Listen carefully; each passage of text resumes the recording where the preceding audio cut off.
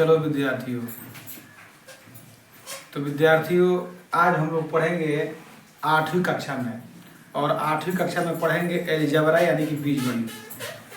और exercise number कितना 12.1 प्रश्नावली 12.1 पढ़ेंगे। ठीक है, 12.1 में जो पहला क्वेश्चन है, दिए गए पदों का सार व गुणनखंड ज्ञात करें। दिए गए पदों का सार व गुणनखंड ज्ञात करें। तो इसके लिए देखिए हम लोग क्या करेंगे। लिखा हुआ है 12x - 36, 12x - 36। तो क्या करेंगे, हम लिख देंगे हल 12x को लिख देंगे, खंड कर देंगे। जब 12 को पहले 12 को खंड कर देंगे तो 2 दूना 4, 4 तिया 12। 12 को खंड करेंगे तो 2 दूना 4, 4 तिया 12। तो 2 गुना 2 गुना 3 गुना x, यह हो गया हमारा 12 का खंड। 2 गुना 2 गुना 3 गुना x। फिर है 36, 36 का खंड करेंगे तो खंड का मतलब होता है कि बिल्कुल उसको छोटे अंक से पहले काटेंगे। जैसे मान लीजिए यहाँ पर 36 लिखा हुआ है तो इसको खंड करना है तो पहले 2 से काटेंगे। 18 दूना 36, 2 9 18, 3 3 9।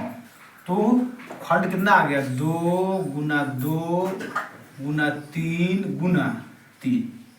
ठीक है, दोनों का खंड हो गया, दोनों का खंड हो गया।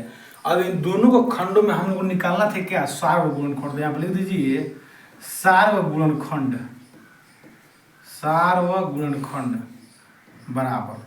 अब देखिए इसमें देखिए 2 है तो इसमें भी 2 है, दोनों में 2 मिल रहा है तो 1 2 लिख दीजिए। फिर देखिए एक और 2 दोनों में मिल रहा है, उसको भी लिख दीजिए। एक 3 मिल रहा है, उसको भी लिख दीजिए। अब जो x है तो इसमें x नहीं है, इसमें 3 है तो इसमें 3 नहीं है। यानी कहने का मतलब है कि जो इसमें दोनों में जो उपलब्ध है, जो दोनों में है, ये भी इसमें, तो इसके बदले 1 तो 2 के बदले 1 तो लिखेंगे। फिर यहाँ पे देखिए इसमें भी 2 है, इसमें भी 2 है, तो इसके बदले इसको लिख देंगे यहाँ पे।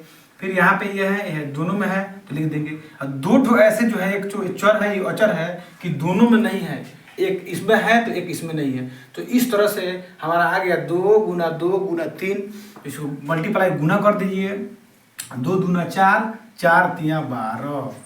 यानी कि हमारा सार व गुणनखंड जो है आ गया 12।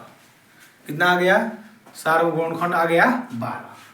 कोई दिक्कत, दोनों का अलग अलग खंड करेंगे। खंड करने का मतलब होता है कि बिल्कुल छोटे अंक से पहले काटेंगे उसको। हम लोग 2 से काटेंगे, 3 से काटेंगे, 5 से काटेंगे, 7 से काटेंगे, 11 से काटेंगे, इस तरह से काटेंगे। तो गुणनखंड करने के बाद जो है ऐसा आता है, तो गुणनखंड में दोनों गुणनखंडों में जो दोनों में मिल जाता है उसी को हम लोग क्या करते हैं, मिला देते हैं। तो इस तरह से हमारा सारा गुणनखंड हो गया। फिर देखिए इसी में का दूसरा नंबर सवाल, इसी में का दूसरा नंबर सवाल जो है, इसका दूसरा नंबर सवाल है 2y minus coma 22y, 2y coma 22y किसका निकालना है। तो देखिए फिर वही काम करिए, लिख दीजिए हल। 2y को हम लोग लिख सकते हैं 2 गुना y, 2y को लिख सकते हैं 2 गुना y, और 22y को लिख सकते हैं 2 गुना 11 गुना y, 2 गुना 11 गुना y। फिर वही काम है, हम लिख दीजिए सार व गुणनखंड, सार व गुणनखंड जो दोनों में उपलब्ध है। दोनों में कौन उपलब्ध है, 2 है, दोनों में शामिल है। एक ठो y है तो y लिख दीजिए, तो गुना कर देंगे तो कितना आ जाएगा 2y। इसका भी हो गया।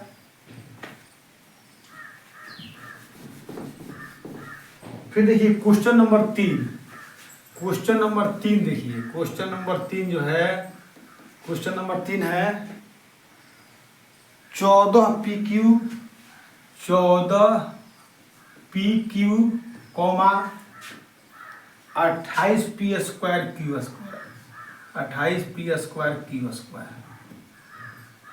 ये क्वेश्चन नंबर 3 है, क्वेश्चन नंबर 3 है। फिर देखिए इसको भी वही काम करिए, हल लिख दीजिए।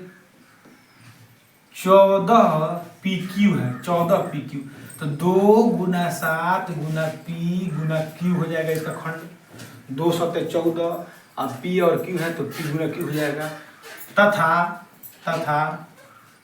28p² q² जो है इसको लिख दीजिए 2 दूना 4, 4 7 28, 2 दूना 4, 4 7 28 और P जो है 2 ठो है तो P गुना P लिख दीजिए और Q 2 ठो है तो Q गुना Q लिख दीजिए। तो 2 गुना 2 गुना 7 गुना P गुना P गुना Q। ठीक है, तो अब आप देख लीजिए दोनों में कौन कौन मिल रहा है। यहाँ पे लिख दीजिए सार्वगुणनखंड। तो सार्वगुणनखंड देखिए दोनों में 2 मिल रहा है, दोनों में एक तो 2 मिल रहा है तो 2 लिख दीजिए। फिर एक तो क्या मिल रहा है 7 मिल रहा है तो 7 लिख दीजिए। फिर देखिए P मिल रहा है तो P लिख दीजिए। इसमें 2 ठो P है लेकिन इसमें 2 ठो तो नहीं है ना, एक ही ना है तो एक ही लिखाएगा। और एक तो Q मिल रहा है तो एक तो Q लिख दीजिए। एक Q नहीं मिल रहा है इसमें तो एक ही Q लिखेंगे। तो इस तरह से आ गया, कितना आ गया 2 7 14 PQ। 2 7 14 PQ, यही हमारा क्या हो गया आंसर हो गया। ठीक है, ये भी हो गया। फिर देखिए चौथा सवाल, चौथा नंबर सवाल देखिएगा। चौथा नंबर सवाल है 2x कॉमा 3x स्क्वायर और कॉमा 4 है। और यहाँ पे देखिए अलग अलग 3 ठो दिया हुआ है, कॉमा है बीच में और 3 ठो दिया हुआ है। तो तीनों को खंड करिए, पहले 2x का खंड करिए, पहले आप लिख दीजिए यहाँ पे हल, और 2x का खंड करिए तो इसको लिख देंगे 2 गुना x। 2x का खंड करेंगे तो लिख देंगे 2 गुना x। 3x स्क्वायर का खंड करेंगे तो 3 गुना x। और 4 का खंड करेंगे 2 दूना 4। ठीक है, अब आप फिर देखिए कि जो तीनों में जो शामिल हो संख्या, तो तीनों में देखिए चर और अचर राशि जो तीनों में उपलब्ध हो उसी को लिखेंगे हम लोग। तो सार्वगुणनखंड बराबर देखिए दोनों में तो 2 है लेकिन 3 नहीं है, सिर्फ इसमें x है इसमें नहीं है। तो एक इसमें क्या कर सकते हैं आप, एक भी यहाँ पे लिख सकते हैं, एक भी लिख सकते हैं आप, इसमें 1 लिख सकते हैं। तो देखिए 1 जो है तीनों में उपलब्ध है तो मात्र इसमें 1 होगा, एक हमारा क्या हो जाएगा आंसर हो जाएगा। बाकी इसके अलावा और कोई संख्या इसमें नहीं मिल रहा है, इसलिए केवल 1 आंसर हो जाएगा। फिर देखिए अगला क्वेश्चन, अब क्वेश्चन नंबर जो है, क्वेश्चन नंबर है हमारा 5। क्वेश्चन नंबर 5 देखिए, क्वेश्चन नंबर 5 है 6 ABC comma 24 AB square, 24 AB square comma 12 A square B। यह है क्वेश्चन नंबर हमारा 5। ठीक है, फिर इसका भी वही काम करिए, पहले चूंकि कितना दिया हुआ है 6 ABC दिया है ना, तो 2 3 6 गुना A Guna B Guna C, इसका खंड हो गया। फिर देखिए 24 A B स्क्वायर है तो खंड करिए, 2 से पहले काटिए, 2 दूना 4, 4 3 12, 12 दूना 24, तो 2 दूना 4 दूना 8, 8 3 का 24, यानी कि 24 का खंड कर रहे हैं यहाँ पर देखिए। तो 2 से काटेंगे 12 हो जाएगा, फिर 2 से काटेंगे तो 6 हो जाएगा, फिर 2 से काटेंगे तो 3 हो जाएगा।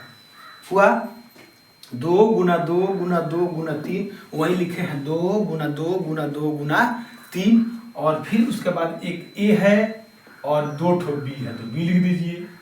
ठीक है, उसके बाद है 12 A स्क्वायर B है, 12 A स्क्वायर B, 12 का खंड करेंगे देखिए यहाँ से 12 का खंड हो गया, 12 का खंड हो गया तो 2 गुना 3 और गुना A गुना B, तीनों का खंड हो चुका है। अब तीनों का खंड हो चुका है तो आप फिर वही लिखिए सार्वगुणनखंड,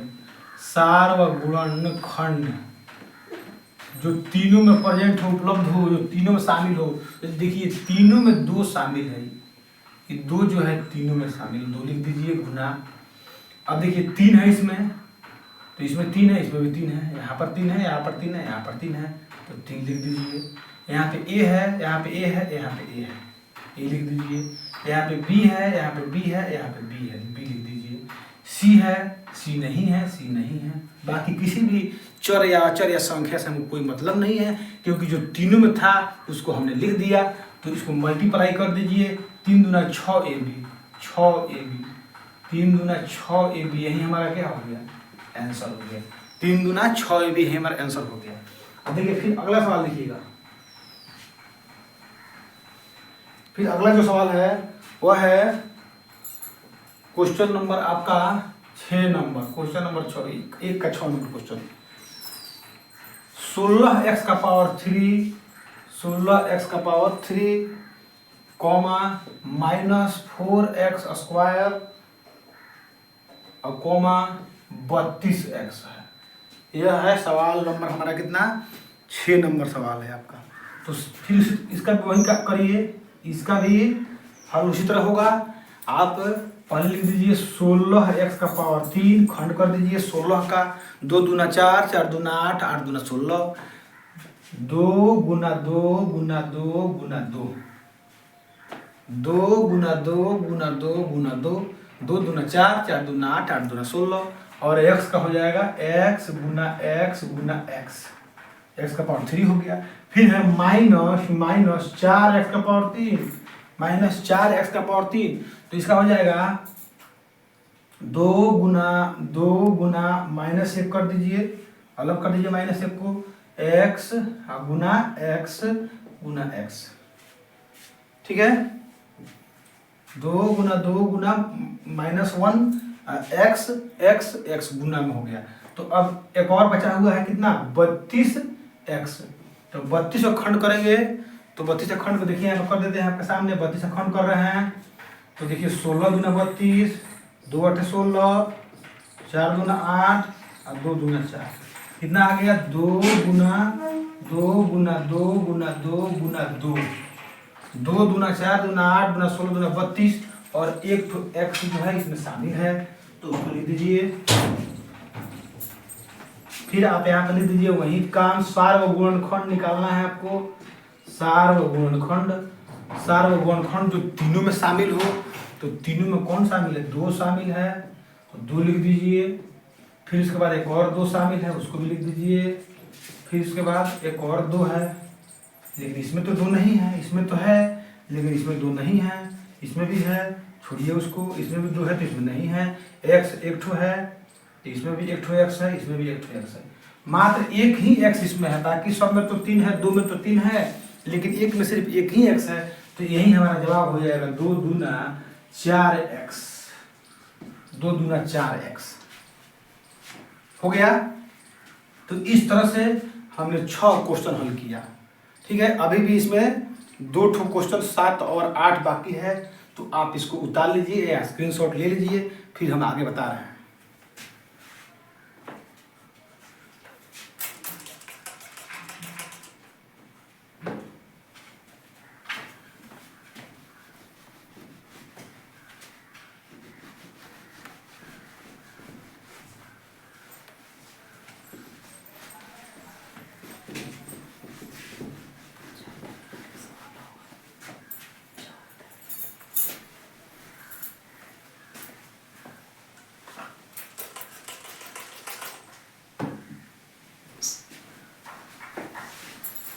फिर देखिए क्वेश्चन नंबर 6 और 7 बचा हुआ है, सॉरी 7 और 8 बचा हुआ है, 7 और 8 बचा हुआ है, इसको देखते हैं अभी।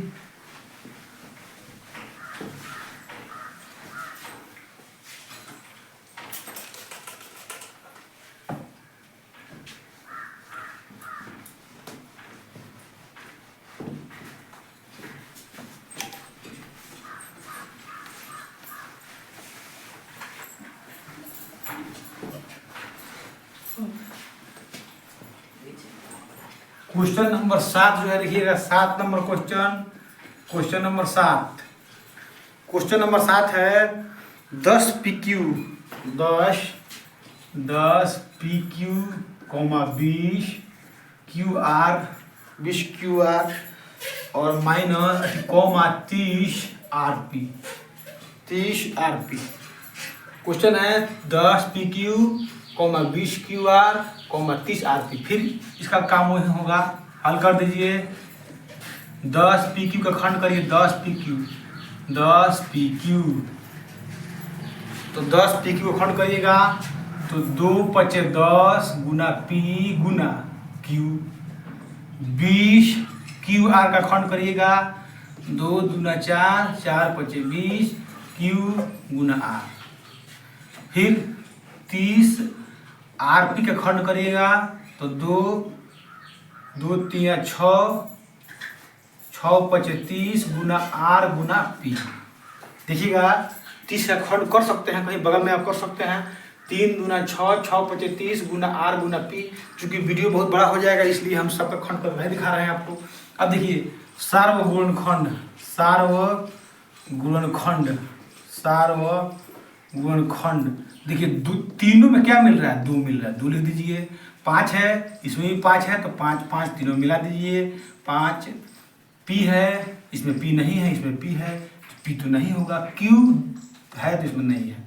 R है तो इन दोनों में R है तो इसमें R नहीं है। इसमें Q है तो इसमें Q नहीं है। तो यही हमारा जवाब हो जाएगा 5 दूना 10 आंसर हो जाएगा हमारा। उत्तर जो होगा यार 10 हो गया। क्योंकि देखिए 2 5 है, सब में 2 5 है, लेकिन इसमें 3 नहीं है, इसमें भी 3 नहीं है। इसमें P है तो P इसमें भी है, लेकिन इसमें तो P नहीं है। इसमें Q है, इसमें भी Q है, इसमें Q नहीं है। इसमें केवल R है, इसमें भी R है, इसमें भी नहीं है। तो इस तरह से सार्वगुणनखंड हो गया, 5 दूना 10 हो गया। फिर देखिए क्वेश्चन नंबर 8, क्वेश्चन नंबर 8 देखिएगा। क्वेश्चन नंबर 8 है 3x² 3x² y का पावर 3 है और आपका 10x का पावर 3, 10x का पावर 3, y का पावर 2 है, y का पावर 2, 6x² y² z है। यह है हमारा क्वेश्चन नंबर 8। यह क्वेश्चन नंबर 8 है हमारा। अब देखिए सेम प्रोसेस इसमें भी होगा, वही विधि लगाएंगे, यहाँ पर हल लिखेंगे। देखिए 3x² y का पावर 3 खंड करते हैं, इसको अलग विखंडन करते हैं तो 3 हो जाएगा, x गुना x हो जाएगा, y गुना y हो जाएगा, क्योंकि यहाँ पे 3 ठो y का पावर 3 है तो y गुना y हो जाएगा। x का पावर 2 है तो x गुना x हो जाएगा। फिर देखिए 10x का पावर 3 y का पावर 2, इसका भी खंड कर दीजिए। 2×5 = 10, 2×5 = 10, 2×5 = 10 हो गया। x जो है x का पावर 3 है तो x 3 बार लिखाएगा, x गुना x लिखाएगा। y का पावर 2 है तो y गुना y लिखाएगा। तो लिख देंगे सार्वगुणनखंड, सार्वगुणनखंड इसका कितना हो जाएगा? सार्वगुणनखंड जो है इसका हो जाएगा कितना? 3 है, इसमें 3 नहीं है तो 3 तो खत्म हो गया। x है तो x है, x है तो x है, तो एक x लिख दीजिए। x है तो इसमें भी x है। अभी एक और ना निकालना है जी, अभी एक और का गुणनखंड करना है। अभी है हमारा 6x² y² z है, इसका खंड करिए। इसका खंड करेंगे 2 3 6 और फिर x है तो x गुना x हो जाएगा, x है तो x गुना x हो जाएगा। y² है तो y गुना y हो जाएगा और एक ठो हो जाएगा z। इस तरह से इसका गुणनखंड हो गया। तो अब इसका सार्वगुणनखंड यहाँ पे लिख रहे हैं, देखिएगा इसका सार्वगुणनखंड क्या होगा? सार्वगुणनखंड जो है इसका, देखिएगा इसका सार्वगुणनखंड हो जाएगा। 3 है तो इसमें 3 नहीं है, इसमें 3 है, इसमें तो नहीं है, 3 खत्म हो गया। x है, x है, x है, पहले से मिलाए हुए हैं तो चिन्ह दिए हुए हैं तो x लिखा जाएगा यहाँ पे गुना, एक और x है, एक और x है तो एक और x है तो x लिखा जाएगा गुना। y है तो इसमें भी y है, इसमें भी y है तो y के नीचे आप ऐसे कर सकते हैं तो y यहाँ पर लिख दीजिए।